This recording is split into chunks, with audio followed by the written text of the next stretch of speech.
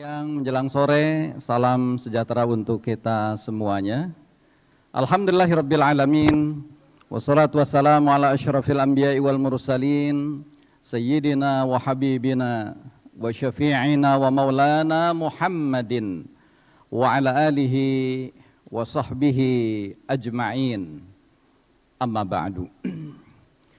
Yang sama-sama kita muliakan Ketua Majelis Syuro Partai Keadilan Sejahtera Al-Habib Dr. Salim Segaf Al-Jufri, mata'anallah bituli hayatihi wa nafa'ana bi'ulumihi. Beliau izin tidak bisa hadir dalam kesempatan pembukaan ini karena sedang berada di luar kota. Alhamdulillah hadir secara fisik dalam kesempatan ini dua Wakil Ketua Majelis Syuro, yaitu Dr. Muhammad Hidayat Nur Wahid MA, jazakumullah khairan doktor, dan juga Bapak Muhammad Soebul Iman PhD.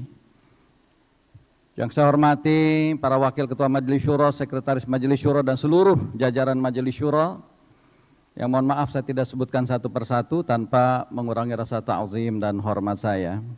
Hadir secara fisik di sini alhamdulillah Ketua Mahkamah Partai Dr. Surahman Hidayat MA. Ke depan setelah dilakukan pendidikan melalui SKP ini, mudah-mudahan tidak banyak yang harus berhadapan dengan Dr. Surahman Hidayat. Yang saya hormati, saya banggakan Ketua DSP atau yang mewakili beserta seluruh jajaran, dan juga Ketua MPP atau yang mewakili beserta seluruh jajaran. Yang saya cintai, saya banggakan Al-Habib Sekjen Habib Abu Bakar Al-Habsyi. Habib ini kalau nggak pidato ngantuk. Tapi ilmunya kayak Gus Dur, begitu selesai paham. Jazakumullah khairan Bib beserta seluruh jajaran Wasekjen yang sudah luar biasa mempersiapkan acara ini ya. Dan juga Bendara Umum Ustaz Mahfuz Abdurrahman beserta Wabendum dan seluruh jajaran. Saya hormati, saya banggakan para narasumber dalam kesempatan ini. Tadi saya lihat ada Maijen Agus sebelah mana, nggak tahu duduknya. Woi, makasih Jenderal sudah hadir dalam kesempatan ini. Dan juga seluruh narasumber yang mohon maaf saya tidak sebutkan satu persatu tanpa mengurangi rasa ta'zim dan hormat saya. Saya hormati, saya banggakan Ketua Fraksi PKS DPR RI atau yang diwakili dalam hal ini, tadi beliau izin ke saya oleh Sekretaris Fraksi dan seluruh jajaran anggota DPR RI yang existing hari ini, juga Ketua MPR RI Insinyur Haji Fraksi MPR RI Insinyur Tifatul Sembiring beserta seluruh jajaran, para peserta sekolah kepemimpinan partai yang saya cintai dan saya banggakan dari seluruh Indonesia. Izinkan saya mengabsen secara global ya. Saya ingin tahu mana perwakilan dari Indonesia Timur. Alhamdulillah, kasih aplaus, luar biasa. Mana perwakilan dari Sumatera bagian utara? Woi, mantap. Berdiri dan teriakan merdeka gitu ya.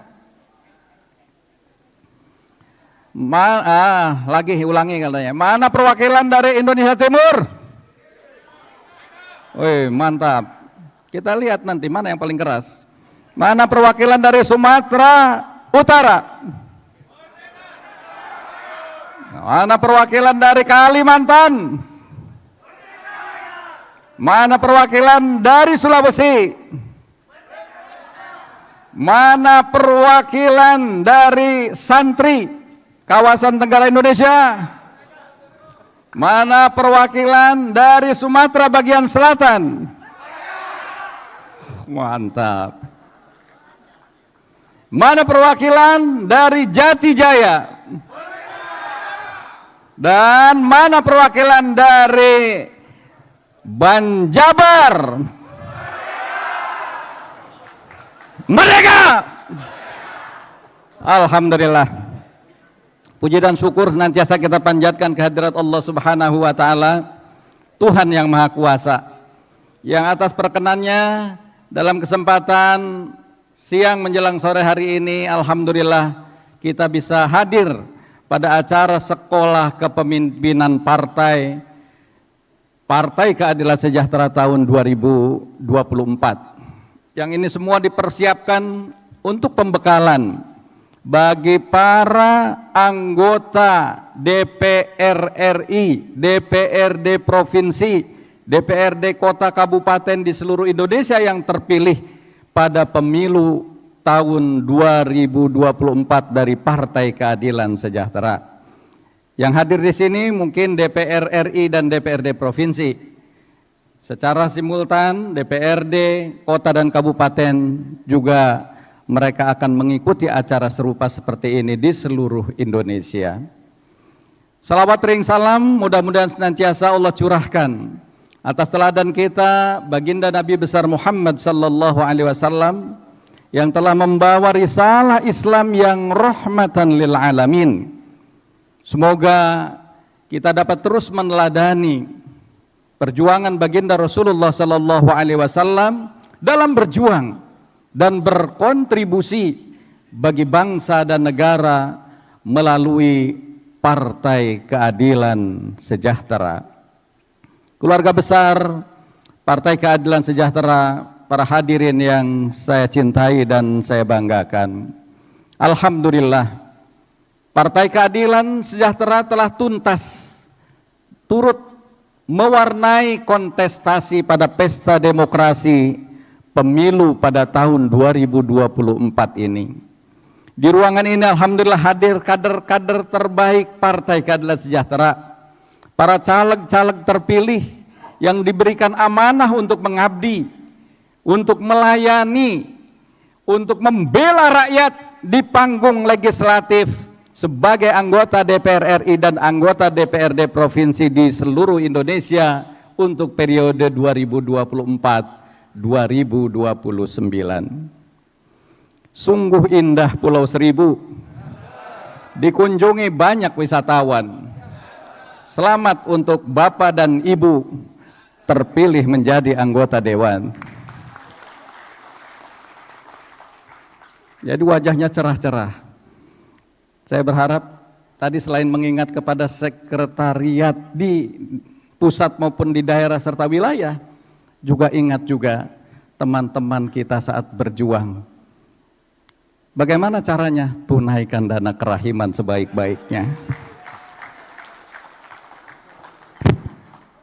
Pada pemilihan legislatif tahun 2024 ini alhamdulillah, selain kursi Partai Keadilan Sejahtera yang mengalami kenaikan baik di pusat, baik di daerah, juga hadir wajah-wajah baru yang muda, fresh, dan insya Allah tetap berkompeten. Insya Allah siap mewarnai panggung parlemen dengan gagasan-gagasan yang bernas dan cemerlang.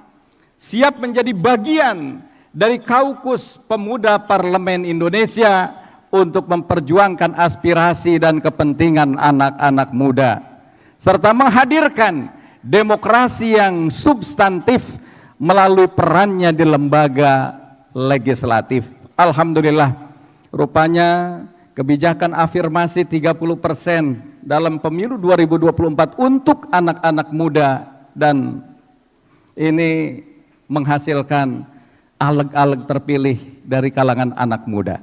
Ya, ke depan bahkan bisa jadi pemilih-pemilihnya kebanyakan akan banyak anak-anak muda. Mungkin afirmasi 30% itu bisa jadi akan diberikan kepada caleg-caleg tua. Bapak Ibu saudara-saudara sekalian yang saya cintai dan saya banggakan, saudara-saudara sekalian perlu menyadari bahwa kemenangan dan keberhasilan kita semua dalam meraih kursi legislatif sejatinya bukanlah sekedar kemenangan oleh diri kita pribadi masing-masing, Kemenangan ini adalah kemenangan kita bersama sebagai satu kesatuan organisasi Partai Keadilan Sejahtera. Kemenangan bagi struktur, kemenangan bagi kader, bahkan kemenangan bagi simpatisan, kemenangan juga bagi tim sukses, dan bahkan kemenangan bagi konstituen masyarakat yang memilih kita semuanya. Oleh karena itu, kita harus betul-betul mengingat perjuangan mereka dan berkorban bersama-sama untuk mengadvokasi perjuangan untuk mengadvokasi mereka ini. Siap? Amanah sebagai anggota dewan adalah merupakan penugasan partai dan sekaligus mandat dari rakyat. Maka di balik amanah ini ada tanggung jawab pengabdian yang menanti kita semuanya. Banyak harapan digantungkan di pundak kita semua. Amanah ini harus ditunaikan dengan sebaik-baiknya karena akan dipertanggungjawabkan bukan hanya sekedar di hadapan manusia, tetapi di hadapan Allah Subhanahu wa taala, Tuhan yang Maha Kuasa. Semoga Allah Subhanahu wa taala senantiasa memberikan bimbingannya kepada kita dan memberikan kekuatan kepada kita untuk menjalankan tugas-tugas sebagai anggota dewan dengan sebaik-baiknya. Amin. Keluarga besar Partai Keadilan Sejahtera, para hadirin yang saya hormati, institusi legislatif menjadi salah satu nadi penting sehatnya demokrasi di negeri kita Indonesia. Dalam konsep trias politika, pemisahan dan pembagian kekuasaan menjadi 3 lembaga, yaitu eksekutif, legislatif, dan yudikatif, dimaksudkan agar tidak terjadi kekuasaan yang otoriter dan absolut. Pembatasan periode dan lingkup kekuasaan juga merupakan salah satu esensi penting reformasi yang diwujudkan, salah satunya melalui pengaturan dalam amandemen Undang-Undang Dasar Negara Republik Indonesia tahun 1945. Selama ini kita menyaksikan banyak undang-undang yang dibuat di DPR tidak sesuai dengan nilai-nilai demokrasi, dibahas secara tergesa-gesa, bahkan ugal-ugalan, serta minim pelibatan dan partisipasi publik dari masyarakat.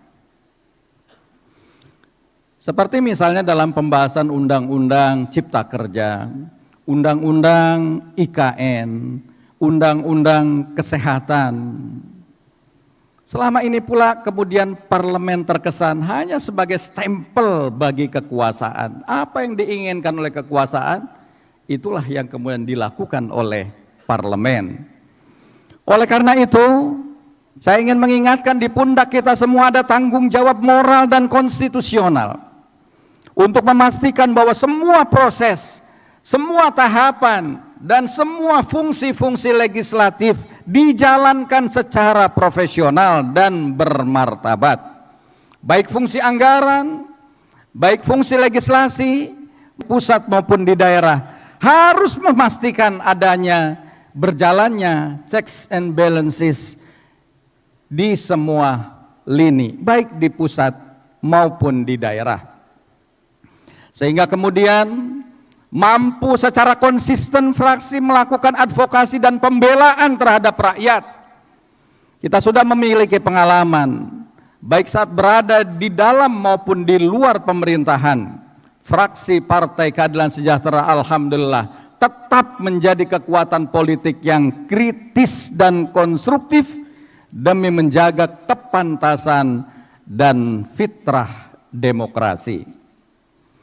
Keluarga besar Partai Keadilan Sejahtera serta para hadirin yang saya hormati, selain tantangan kelembagaan di legislatif, kita juga menghadapi tantangan berkaitan dengan permasalahan krusial yang real terjadi di masyarakat, dan itu alhamdulillah sudah disuarakan oleh para anggota DPR kita, dan itu menuntut kita sebagai pejabat publik untuk mampu berbuat lebih banyak, menghasilkan kebijakan politik yang berdampak nyata bagi keadilan dan kesejahteraan masyarakat, sehingga kemudian bukan justru menimbulkan apa yang sering diingatkan oleh Presiden PKS sebelum saya, Bapak Muhammad Sohibul Iman, politik itu kemudian tidak menjadi politik yang involutif, yang hanya berputar-putar pada kepentingan elit dan kepentingan politisinya, tetapi tidak berdampak apa-apa bagi masyarakat,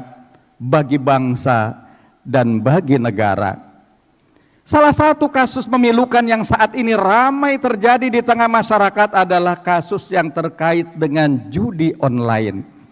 Nggak tahu dirasakan nggak ini di masyarakat Indonesia Timur? Di masyarakat Indonesia Barat? Sangat dirasakan ya. Pusat Pelaporan dan Analisis Transaksi Keuangan rupanya baru-baru ini mengungkap sebuah fakta yang sangat mengejutkan, bahwa perputaran uang dari judi online pada tahun 2024 ini mencapai lebih dari 600 triliun rupiah. Bagaimana enggak menggiurkan uang sebesar itu? Dan data Menko Polhukam menyebutkan bahwa mayoritas penjudi online itu berada pada rentang usia-usia produktif antara 30 sampai 50 tahun. Ya, ini yang harus kita waspadai. Bahkan yang lebih mirisnya lagi, ada sekitar 80.000 anak usia 10 tahun ke bawah yang juga menjadi penjudi. Maka judi online ini menjadi salah satu penyebab utama meningkatnya angka perceraian. Sangat memilukan. Indonesia darurat judi online. Jika ditarik akar masalah terjadinya judi online, juga hal yang terkait dengan yang lainnya, pinjaman online, semuanya penyebab berkaitan dengan himpitan-himpitan ekonomi dalam kehidupan masyarakat. Terjadinya ketimpangan dan kemiskinan di tengah masyarakat menjadi tantangan bagi seluruh anggota legislatif Partai Keadilan Sejahtera ke depan untuk serius mengadvokasi dan memperjuangkan berbagai kebijakan yang benar-benar berpihak pada kesejahteraan masyarakat, khususnya kelas ekonomi menengah dan bawah. Siap? Oleh karena itu, saya ingin mengingatkan bahwasanya apa yang kita peroleh bisa jadi tidak seluruhnya menjadi hak kita. Dalam reses dan sebagainya, tidak semuanya menjadi hak kita. Ada hak yang justru harus ditunaikan untuk konstituen-konstituen kita. Maka saya berharap agar ini dilaksanakan dengan sebaik-baiknya. Bapak Ibu saudara-saudara sekalian yang saya cintai dan saya banggakan, belum hilang dari ingatan kita pada pemilu 2024 yang lalu bahwa kita membuat kampanye gagasan yang berkaitan dengan aspek-aspek pokok kesejahteraan masyarakat. Apa, masih ada yang ingat? Pertama, pangan murah. Kedua, kerja gampang. Yang ketiga, sehat mudah, yang disingkatnya menjadi PKS. Ini harus selalu diingat oleh kita. Dan melalui panggung legislatif di pusat maupun daerah, saya menginstruksikan bahwa saudara semua, kita semuanya untuk berusaha memaksimalkan perjuangan agar janji-janji kita pada pemilu 2024 ini bisa diwujudkan baik di pusat maupun di daerah. Siap mewujudkannya? Alhamdulillah. Saya juga menginstruksikan kepada saudara-saudara semua sebagai anggota legislatif Partai Keadilan Sejahtera, baik di pusat maupun di daerah, untuk terus menggalang kebersamaan, perjuangan dengan seluruh elemen anak-anak bangsa, bahkan kepada seluruh elemen masyarakat dunia, khususnya bagi apa yang sedang kita saksikan hari ini, pembebasan Masjidil Aqsa, Palestina merdeka, dan menghentikan genosida di Gaza. Siap memperjuangkannya? Sebagai bukti bahwa perjuangan Palestina selalu hadir dalam setiap aktivitas kita. Pada acara SKP ini sengaja diingatkan. Tadi Habib Sekjen sudah mengingatkan, kita semua pakai ini agar supaya ini menjadi lekat dengan kita dan menjadi bagian dari apa yang dicita-citakan oleh founding father kita, turut serta dalam ketertiban dunia. Keluarga besar Partai Keadilan Sejahtera, hadirin hadirat sekalian yang saya hormati dan saya banggakan, saudara-saudara sebangsa dan setanah air. Tidak hanya posisi di legislatif, peluang besar bagi Partai Keadilan Sejahtera untuk berkontribusi dan mengabdi juga ada pada kepemimpinan di daerah. Kalau kepemimpinan di pusat kemarin dalam Pilpres kita belum ditakdirkan oleh Allah Subhanahu wa taala menang. Tapi insya Allah kita sudah menghidupkan mode on untuk pilkada-pilkada di daerah. Dan insya Allah kita akan serentak mengikutinya pada bulan November 2024. Oleh karena itu saya berharap bagi saudara-saudara sekalian untuk bersiap siaga mensukseskan pilkada-pilkada di seluruh Indonesia. Siap? Dengan mengaktifasi kembali tim-tim sukses, mengaktifasi kembali jaringan dan networking yang sudah kita bangun, sehingga kemudian ini semuanya insya Allah akan berbuah kepada kemenangan di pilkada-pilkada yang diikuti oleh Partai Keadilan Sejahtera. Saya apresiasi bagi teman-teman, sahabat-sahabat dari Indonesia Timur, kader-kader begitu semangat untuk ikut serta berkontestasi di pilkada. Dibanding dengan daerah-daerah yang lain, rupanya dari Indonesia Timur inilah yang paling bersemangat. PKS adalah partai kader.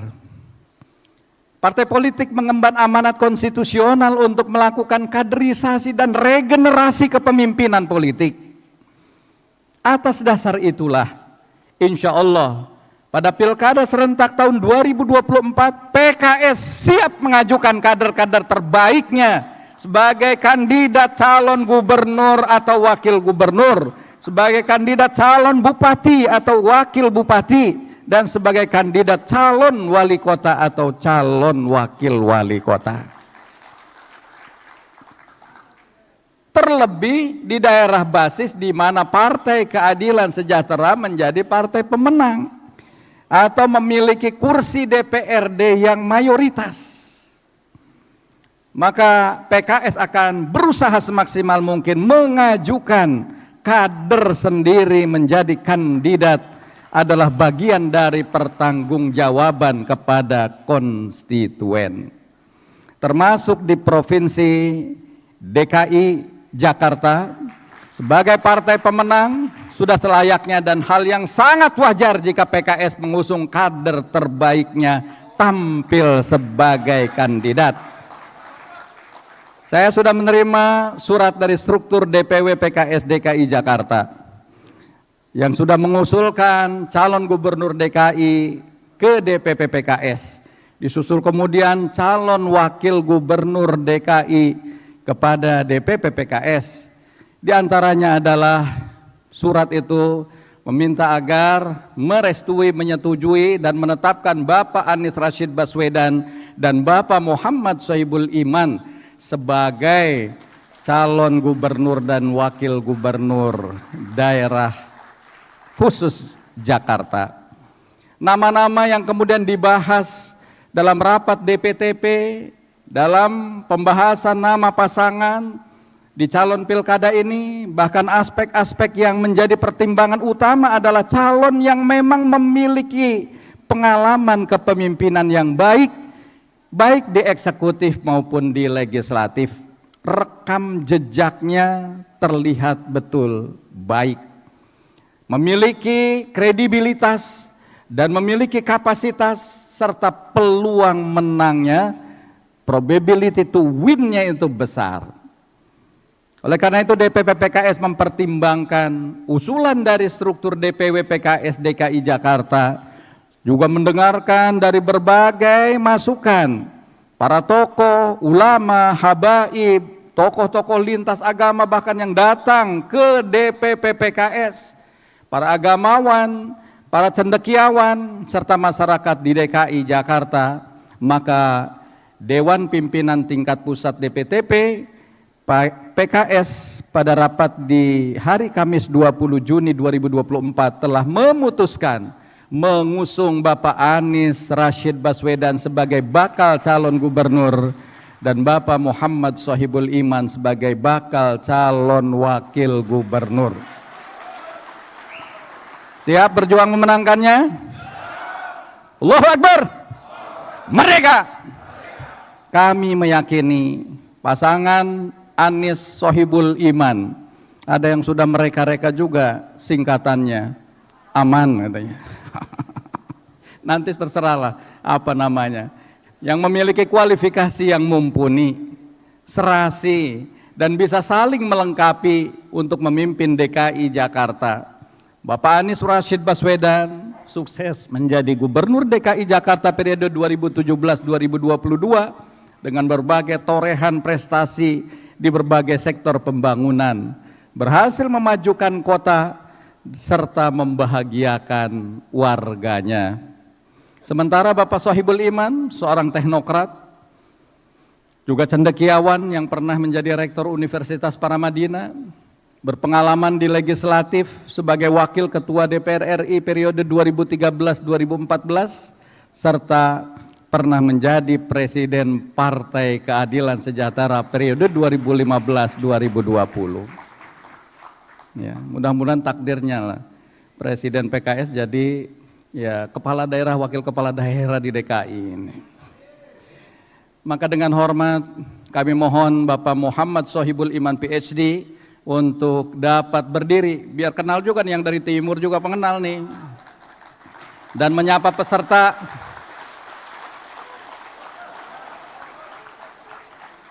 Ya, terima kasih.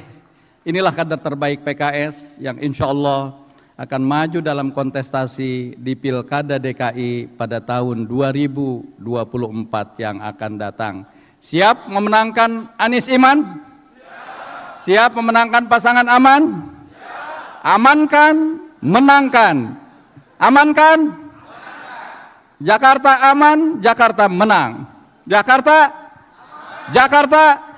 Allahu Akbar! Merdeka! PKS menyadari tidak bisa sendirian mengusung calon di pilkada, karena jumlah kursi kita yang dimiliki belum memenuhi syarat untuk dapat mencalonkan sendiri. Kursi kita berapa Pak Ketua? Baru 18. Syarat pencalonan 24, 22. Jadi masih kurang 4 kursi lagi.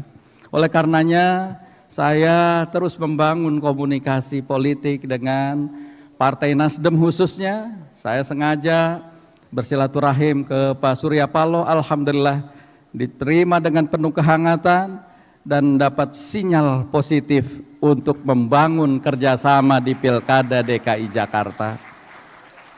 Insyaallah dalam beberapa waktu ke depan juga, tadi saya berusaha untuk komunikasi dengan PKB, dengan Caimin, beliau sedang di pesawat, sehingga insya Allah ini akan kita lakukan. Setelah ini kita akan berkomunikasi, bersilaturahim dengan Partai Kebangkitan Bangsa, juga mudah-mudahan bisa kita bersatu dalam mengusung kepemimpinan di DKI Jakarta ini.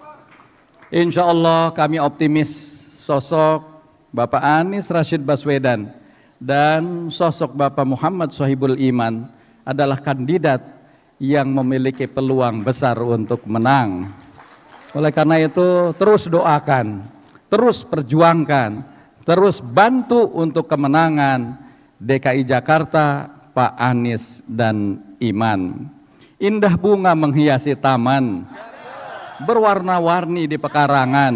Jaga PKS usung Anies Sohibul Iman, optimis raih kemenangan. Keluarga besar Partai Keadilan Sejahtera, para hadirin yang saya hormati dan saya banggakan, demikian juga untuk pilkada serentak di seluruh Indonesia. Sekali lagi saya sangat berharap pada saudara-saudara sekalian, anggota DPR RI, anggota DPRD Provinsi, bahkan anggota DPRD Kota Kabupaten di seluruh Indonesia untuk turun ke masyarakat, aktivasi kembali tim pemenangan, bantu calon-calon kepala daerah, wakil kepala daerah yang diusung oleh Partai Keadilan Sejahtera. Siap melakukannya? Alhamdulillah. Sebagai penutup, saya ingin berpesan kepada saudara sekalian, termasuk pada diri saya, sebagai caleg terpilih Partai Keadilan Sejahtera, bahwa saudara saat ini adalah pejabat publik. Pandangan, perkataan, sikap, bahkan gerak-gerik kita akan menjadi perhatian dan sorotan publik. Jadilah teladan di masyarakat. Berhati-hatilah agar jangan sampai terjerat kasus, baik moral, etik maupun kasus-kasus hukum. Seperti kalimat yang terpajang nanti di luar, kalau foto-foto tadi seperti cover majalah, ya, itu bunyinya salah satunya saya kira mengingatkan pada kita untuk jadikan pegangan. Tidak harus tenar, tidak harus sangar, asalkan tetap di jalan yang benar. Kita perjuangkan kebenaran. Saya ingin mengingatkan kembali pesan yang pernah saya sampaikan pada pidato pertama kali saya saat menjadi Presiden Partai Keadilan Sejahtera di Munas kelima pada 29 November 2020. Pesan yang mengutip sebuah nasihat dari Amirul Mukminin Umar bin Khattab radhiyallahu an, yaitu Sayyidul Qaumi Khadimuhum, yang artinya pemimpin suatu kaum adalah pelayan bagi kaum mereka. Kita jangan pernah lupa akan nasihat tersebut. Bahkan pemimpin itu sejatinya adalah pelayan rakyat. Kepemimpinan yang berorientasi kepada kemaslahatan rakyat yang dipimpinnya, bukan keuntungan untuk dirinya sendiri sebagai seorang pemimpin. Orientasinya adalah memberi, melayani, dan mengabdi tiada henti, bukan justru mencari keuntungan pribadi dan materi. Jangan sampai kursi yang sudah kita raih ini terlepas kembali dalam pemilu berikutnya. Karena apa? Kita tidak mampu melayani masyarakat. Kita tidak turun ke masyarakat setelah kita dipercaya dan terpilih menjadi anggota dewan. Keluarga besar Partai Keadilan Sejahtera, hadirin yang saya hormati, demikianlah sambutan yang dapat saya sampaikan. Selamat mengikuti sekolah kepemimpinan Partai Keadilan Sejahtera tahun 2024. Manfaatkan dengan sebaik-baiknya kesempatan untuk mendapatkan pembekalan dari para narasumber yang kompeten di berbagai bidang. Lembaran baru pengabdian di panggung parlemen periode 2024-2029 telah dibuka. Mari terus berjuang tanpa lelah untuk melayani dan membela rakyat. Semoga Allah Subhanahu wa Ta'ala, Tuhan yang Maha Kuasa, senantiasa memberikan bimbingannya bagi kita semua. Allahu Akbar, merdeka! Dan kita berharap mudah-mudahan juga pada tahun-tahun pemilu yang akan datang, kita akan dapatkan juga perwakilan di parlemen, di DPR RI dari daerah Indonesia Timur yang lebih banyak, ya. Bangunan kokoh tinggi menjulang, bertingkat kumpulan apartemen. Saya ucapkan selamat berjuang membela rakyat di panggung parlemen. Kurang dan lebihnya saya mohon maaf. Wallahu waliyut taufiq ila aqwamit thoriq. Nasrun minallahi wa fathun qarib. Assalamualaikum warahmatullahi wabarakatuh. Mohon izin Bapak untuk tetap di atas panggung karena kita akan melaksanakan opening ceremony. Mohon berkenan untuk mendampingi di atas panggung kepada Sekretaris Jenderal PKS